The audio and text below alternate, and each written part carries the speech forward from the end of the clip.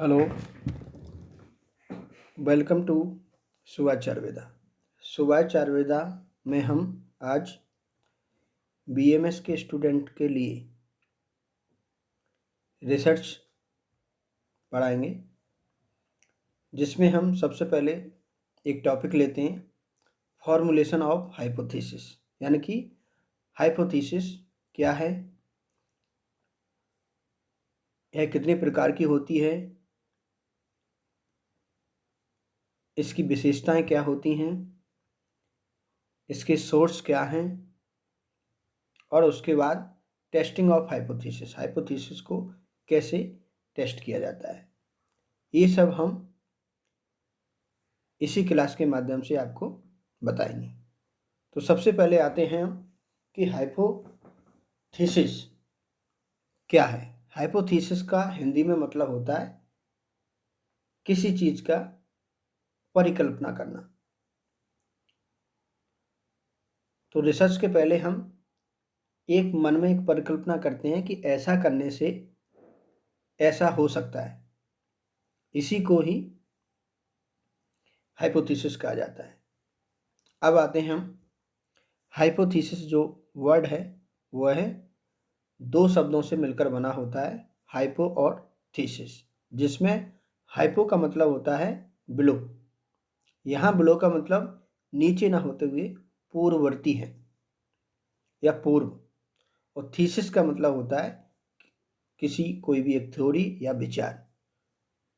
अर्थात हाइपोथेसिस का मतलब होता है बिलो थ्योरी या पूर्व विचार, यानी कि किसी रिसर्च के पहले किए गए पूर्व विचार ही हाइपोथेसिस कहलाते हैं। इसके बाद एक रिसर्च हाइपोथेसिस एक प्रीडिक्टिव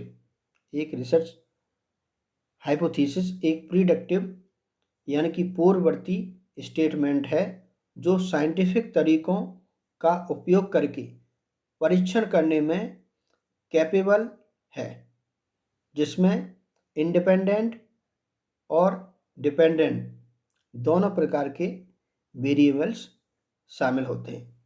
यानी कि यह एक प्रीडिक्टिव स्टेटमेंट होता है जो रिसर्च के पहले दिया जाता है। इसमें क्या है, दो प्रकार के चर हो सकते हैं, डिपेंडेंट एंड इंडिपेंडेंट। इसके बाद नेक्स्ट आते हैं हम कि एक रिसर्चर को लिटरेचर रिव्यू या लिटरेरी रिव्यू के पहले ठीक सोचना चाहिए कैसे इसको बनाया जाए। उसके उपरांत यानी कि लिटरेचर रिव्यू के पश्चात वर्किंग हाइपोथेसिस के बारे में बताना चाहिए कि हमारा हाइपोथेसिस क्या है। यह एक प्रकार का तार्किक धारणा है जिसे प्रूव और डिसप्रूव किया जाता है। यानी कि यह जब हम थीसिस बनाते हैं तो लिटरेचर रिव्यू के पश्चात हमको हाइपोथेसिस के बारे में, यानी कि आपकी वर्किंग हाइपोथेसिस क्या है उसके बारे में बताएंगे, जिससे क्या है, यह प्रूव है या डिसप्रूव है, जिससे क्या है प्रूव कर सके हम कि यह हमारी रिसर्च एकदम 100% प्रूव है या फिर डिसप्रूव है। यह हम परिकल्पना के माध्यम से ही बताएंगे। पहले हम पूर्व विचार करेंगे कि अश्वगंधा खाने से व्यक्ति का व्रणगण होता है या फिर अश्वगंधा खाने से व्यक्ति का व्रणगण नहीं होता है। ऐसा कोई भी एक एग्जाम्पल लेते हैं, दोनों ही एग्जाम्पल को प्रूव और डिसप्रूव करना ही हमारा हाइपोथेसिस का मेन उद्देश्य होता है। इसका प्रयोग स्टार्टिंग पॉइंट के रूप में किया जाता है। संक्षेप में यह भविष्य के अध्ययन की एक नींव होती है। यह भविष्य में अगर कोई अध्ययन कर रहे हैं तो यह पहले की एक नींव की तरह कार्य करती है, क्योंकि अगर हम पहले से ही कुछ सोचेंगे नहीं तो आगे हम करेंगे क्या, इसलिए इसको भविष्य की नींव भी कहा जाता है। इसके बाद आते हैं हाइपोथेसिस की विशेषताएं, कि हाइपोथेसिस के अंदर कौन कौन सी विशेषताएं होती हैं, या फिर एक अच्छी हाइपोथेसिस में कौन कौन सी विशेषताएं होनी चाहिए। तो सबसे पहले यह क्लियर वह प्रिसाइज होनी चाहिए। मतलब अगर हम कोई पूर्व विचार दे रहे हैं तो वह एकदम क्लियर होना चाहिए और प्रिसाइज यानी कि सटीक होना चाहिए। ऐसा नहीं है कि आप अपने रिसर्च टॉपिक को ही क्लियर नहीं कर पा रहे हैं, कि आगे आप रिसर्च क्या करना चाह रहे हैं, सटीक होनी चाहिए और क्लियर होना चाहिए। दूसरा पॉइंट रखेंगे कि यह परीक्षण करने में सक्षम होनी चाहिए। जब हम परीक्षण कर रहे हों तो इसमें किसी भी प्रकार की बाधा नहीं आना चाहिए। अगर हमने जो कोई भी सोचा है तो ऐसा नहीं है कि कोई भी आपने एक टॉपिक ले लिया उसमें बीच में आप अटके पड़े हुए तो फिर प्रॉब्लम हो जाएगी। तो कोई भी अगर आप हाइपोथेसिस बना रहे हैं मन में तो है परीक्षण करने के टाइम एकदम सही हो जाना चाहिए, यानी कि परीक्षण करने में किसी प्रकार की परेशानी नहीं होना चाहिए। यह सीमित दायरे में व विशेष होनी चाहिए। ठीक, एक बहुत ही अच्छी और इसका सीमित दायरा होना चाहिए। ऐसा नहीं सालों साल लगे जा रहे हैं रिसर्च करने के लिए। इसके बाद यह समय के साथ पूर्ण या कंप्लीट होना चाहिए। यह समय के साथ कंप्लीट भी होना चाहिए, ऐसी हाइपोथेसिस होनी चाहिए। इसके बाद नेक्स्ट पॉइंट है, इसके द्वारा फैक्ट को एक्सप्लेन किया जाता है। कोई भी एक फैक्ट है इसके द्वारा ही हम एक्सप्लेन करते हैं। जैसे अगर हम किसी ड्रग के अंदर उसमें क्या फैक्ट हैं कि उसको ड्रग को किस डिसीज में यूज कर सकते हैं, यही हम एक परिकल्पना के माध्यम से ही बहुत अच्छा बता सकते हैं। तो यह फैक्ट को एक्सप्लेन करने में बहुत अच्छा काम करती है। नेक्स्ट है, हाइपोथेसिस लॉजिकल एवं सिंपल होना चाहिए। बिना लॉजिक के कोई भी रिसर्च नहीं होना चाहिए। एक लॉजिकल और एक सिंपल होना चाहिए। इसके बाद नेक्स्ट आते हैं हम सोर्स ऑफ हाइपोथेसिस, यानी कि हाइपोथेसिस के क्या क्या सोर्स हो सकते हैं। सोर्स ऑफ हाइपोथेसिस सबसे पहले है जनरल कल्चर, सामान्य संस्कृति, यानी कि सामान्य संस्कृति में क्या पाया जा रहा है, एक रिसर्चर उसको मन में परिकल्पना बना के एक अपना हाइपोथेसिस तैयार कर सकता है। दूसरा है साइंटिफिक थ्योरी, कोई भी साइंटिफिक जितने भी थ्योरी हैं उनको हम लेके अपने मन में परिकल्पना बिठा सकते हैं कि उन्होंने ऐसा किया, अगर हम उसमें थोड़ा ऐसा कर सकते हैं तो हो सकता है कुछ नया रिजल्ट निकल आए। तो वहाँ से भी हमारे एक सोर्स बनता है पुराने जितने भी साइंटिफिक सिद्धांत हैं। उसके बाद पर्सनल एक्सपीरियंस, किसी व्यक्ति के निजी अनुभव, क्या उसके पर्सनल एक्सपीरियंस रहे हैं, उन्होंने अपने जीवन में क्या दिया, उनके अनुभव को लेकर हम परिकल्पना कर सकते हैं कि उन्होंने ऐसा किया, हो सकता है हम थोड़ा बहुत चेंज करके कुछ नया कर सकते हैं, या फिर उन्हीं के ही अनुभव को हम दोबारा से प्रूव कर सकते हैं। इसके बाद सोशल चेंजेस, सामाजिक बदलाव, कुछ समाज में क्या बदलाव हुआ, पहले क्या चलता था, आज क्या चल रहा है, इसके ऊपर भी हम परिकल्पना बना के एक रिसर्च को जन्म दे सकते हैं। उसके बाद नेक्स्ट फोल्क बिलीव्स, लोक विश्वास, लोग में क्या क्या विश्वास है, आधे से ज़्यादा कुछ थीसिस लोक विश्वास से ही काम हो जाते हैं। ठीक, लोक विश्वास से कई लोग कई जगह आस्था रखते हैं तो आस्था से उनका डिसीज भी ठीक हो जाता है और आस्था से उनके कई प्रकार के काम भी बन जाते हैं। तो इन पर भी एक परिकल्पना बना के हम एक रिसर्च कर सकते हैं कि ऐसा हो सकता है कि नहीं हो सकता है। तो ये सभी क्या थे, सोर्स ऑफ हाइपोथेसिस, यानी कि हाइपोथेसिस के सोर्स। इसके अलावा और भी कई सोर्स बन सकते हैं, क्योंकि व्यक्ति कल्पना तो इतनी कर सकता है, बहुत ही कर सकता है। तो मन से परे बोला जाता है कि कल्पना मन से परे है, मन क्या क्या सोच ले कुछ नहीं कह सकते। तो यहाँ पर हमने रिसर्च की दृष्टि से सिर्फ 5 बताए हैं, और भी आप सोर्स ऐड कर सकते हैं इसमें। इसके बाद हम नेक्स्ट आते हैं function of hypothesis. Function of hypothesis में आते हैं, सबसे पहला पॉइंट है फंक्शन ऑफ हाइपोथेसिस मतलब है क्या कार्य करती है या कैसे कार्य करती है। तो यह है, it is serve as necessary link between theory and investigation. यह थ्योरी और इन्वेस्टिगेशन के बीच में एक जॉइंट की तरह काम करती है। It is serve as necessary link, यानी कि लिंक की तरह काम करती है थ्योरी एंड इन्वेस्टिगेशन में। फिर दूसरा है well formulated hypothesis place clear and specific goal. एक अच्छी हाइपोथेसिस क्लियर एवं स्पेसिफिक गोल तक हमको ले जा सकती है। May help the select decent procedure, यह प्रोसीजर को डिसेंट प्रोसीजर को सिलेक्ट करने में सहायक हो सकती है। A hypothesis serve as a powerful navigator for the research work, या नेविगेटर की तरह भी कार्य कर सकती है। उसके बाद it is a baseline of the scientific research, या साइंटिफिक रिसर्च की बेसलाइन की तरह भी कार्य कर सकती है। इट प्रिवेंट ब्लाइंड रिसर्च, ठीक है, ब्लाइंड रिसर्च को होने में रोकती है।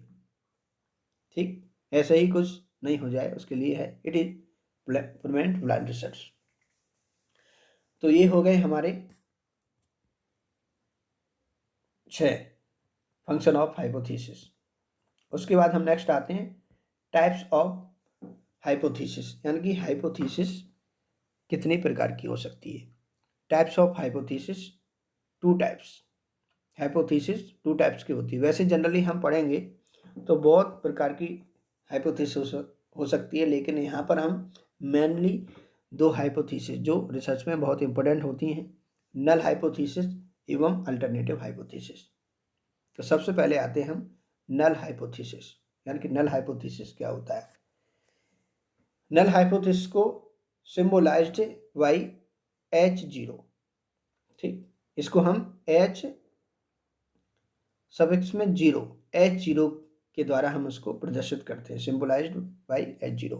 इसके बाद statical hypothesis that state there is no different between a parameter and a specific value और there is no different between 2 parameters. ठीक, नल हाइपोथेसिस क्या है, कोई भी अगर पैरामीटर्स हैं तो उनके बीच में किसी भी प्रकार का अंतर नहीं पाया जाएगा अगर नल हाइपोथेसिस। इसके अलावा अगर कोई 2 स्पेसिफिक वैल्यू हैं तो दोनों में भी कोई अंतर नहीं होगा, क्योंकि यहाँ पर नल हाइपोथेसिस जैसा है वैसे का वैसे, कोई चेंजिंग नहीं आएगा। इसलिए कहा गया है there is no different between 2 parameters, 2 parameter के बीच में किसी भी प्रकार का इसमें डिफरेंस नहीं पाया जाएगा।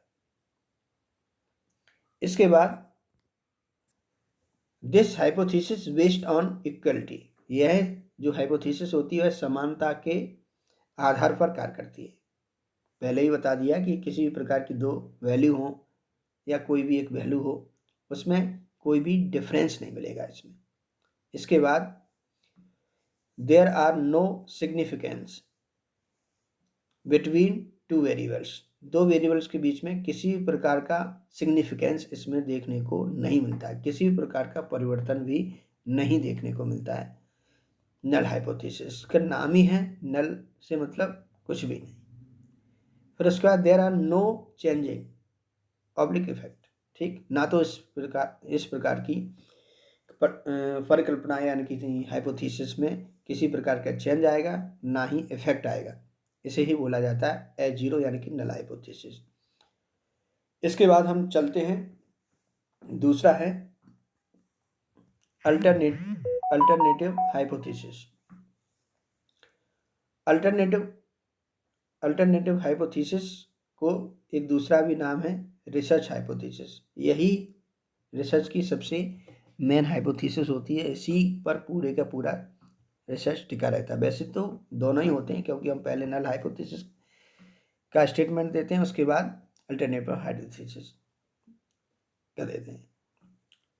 अब आते हैं इसमें सिंबलाइज्ड बाई H1, ठीक, उसको हम सिंबलाइज किसके द्वारा करते थे, H0 से, और इसको सिंबलाइज करते हैं H1 के, यानी कि नल हाइपोथेसिस को H0 के द्वारा प्रदर्शित किया जाता है और अल्टरनेटिव हाइपोथेसिस यानी कि रिसर्च हाइपोथेसिस को H1 के द्वारा प्रदर्शित करते हैं। स्टैटिकल जब हम डाटा बनाते हैं, वैल्यू लेते हैं, तो वहाँ पर H1 अगर लिखा है तो सोच लेना कि अल्टरनेटिव हाइपोथेसिस के बारे में आया है यहाँ पर विचार। अब आते हैं हम next, statistical hypothesis that state existence of different between a parameters and specific value or state there is a different between two parameters। इसमें क्या है, उसमें उसका जस्ट उल्टा है, वहाँ पर किसी प्रकार का डिफरेंस नहीं मिल रहा था, यहाँ पर क्या है, डिफरेंस मिलना स्टार्ट हो जाएगा, उसे ही क्या है अल्टरनेटिव हाइपोथेसिस कहते हैं। इसमें दो पैरामीटर्स के बीच डिफरेंस पाया जा सकता है, दो वैल्यू के बीच में डिफरेंस पाया जा सकता है, तो जहाँ डिफरेंस मिलेगा तो वहाँ पर हो जाता है अल्टरनेटिव हाइपोथेसिस। ठीक, जब हम डिफरेंस देखेंगे तभी तो रिसर्च समझ में आएगा कि क्या डिफरेंस आया। इसके बाद this hypothesis based on equality, वह इक्वलिटी यानी कि समानता पर आधारित था, यह असमानता के आधार पर होता है। Next, N expected direction in the relationship और डिफरेंस बिटवीन वेरिएबल्स, यह डायरेक्शन के रूप में भी, दो वेरिएबल्स के बीच यह डायरेक्शन के रूप में कार्य करती है। एग्जाम्पल देते हैं हम, एक आयुर्वेद का एग्जाम्पल दिया है इन्होंने कि diet and exercise do not help in weight loss. ठीक, अगर किसी डाइट और एक्सरसाइज किसी प्रकार का हेल्प नहीं कर रहा तो उसे बोला जाता है कौन सी हाइपोथेसिस, H0 मतलब नल हाइपोथेसिस। ठीक, किसी प्रकार का चेंजिंग ही नहीं आया तो उसे बोला जाता है नल हाइपोथेसिस। और यदि diet and exercise help in the weight loss, और डाइट और एक्सरसाइज से अगर हम वेट लॉस में चेंजिंग ला सकते हैं तो उसे बोला जाता है अल्टरनेटिव हाइपोथेसिस। तो हम एग्जाम्पल को देखते हुए ऊपर जो लिखा गया है कि वेरिएबल्स या पैरामीटर्स या किसी प्रकार की इक्वलिटी या इनइक्वलिटी के आधार पर हम दोनों हाइपोथेसिस को समझ सकते हैं कि किसमें नल हाइपोथेसिस मानी जाती है और किसमें अल्टरनेटिव हाइपोथेसिस होता है। उसके बाद हम नेक्स्ट आते हैं, तो यहाँ पर एक क्वेश्चन आता है, अगर थ्योरी आता है कि जो स्टार्टिंग था फॉर्मुलेशन ऑफ द हाइपोथेसिस, तो हम यहाँ तक ही लिखेंगे उसमें फॉर्मुलेशन ऑफ हाइपोथेसिस। और यदि कभी कभी आ जाता है टेस्टिंग ऑफ हाइपोथेसिस, ठीक, तो हम ये जो डेरिवेशन टाइप के जो दिया है इसमें, तो उसको कंप्लीट करके एक पूरा क्वेश्चन का आंसर बन जाता है। टेस्टिंग ऑफ हाइपोथेसिस यहाँ से स्टार्ट होगा कि एक हाइपोथेसिस को हम कैसे टेस्ट कर सकते हैं, उसमें कितनी स्टेज आती हैं या फिर उसके कितने अवस्थाएं में वह कंप्लीट होती है। तो सबसे पहले आते हैं, ए hypothesis is a tentative solution of a problem. ठीक, यह एक टेंटेटिव सॉल्यूशन होता है किसी प्रकार की प्रॉब्लम के लिए। हाइपोथेसिस को टेस्ट करने का एक ही तरीका है, वो क्या है, एक्सपेरिमेंट। अगर हम किसी प्रकार की हाइपोथेसिस को टेस्ट करना चाह रहे हैं तो बिना एक्सपेरिमेंट के किसी प्रकार की हाइपोथेसिस नहीं टेस्ट हो सकती है। उसके बाद टेस्टिंग ऑफ हाइपोथेसिस के लिए निम्न स्टेप फॉलो किए जाते हैं। यदि हम किसी भी प्रकार की हाइपोथेसिस को टेस्ट करना चाहते हैं तो नीचे दिए गए स्टेप को हम फॉलो अप करेंगे। सबसे पहला है सेटअप ए हाइपोथेसिस। ठीक, तो हाइपोथेसिस को सबसे हम सेटअप करेंगे कि वह कौन सी हाइपोथेसिस है, नल हाइपोथेसिस है या अल्टरनेटिव हाइपोथेसिस।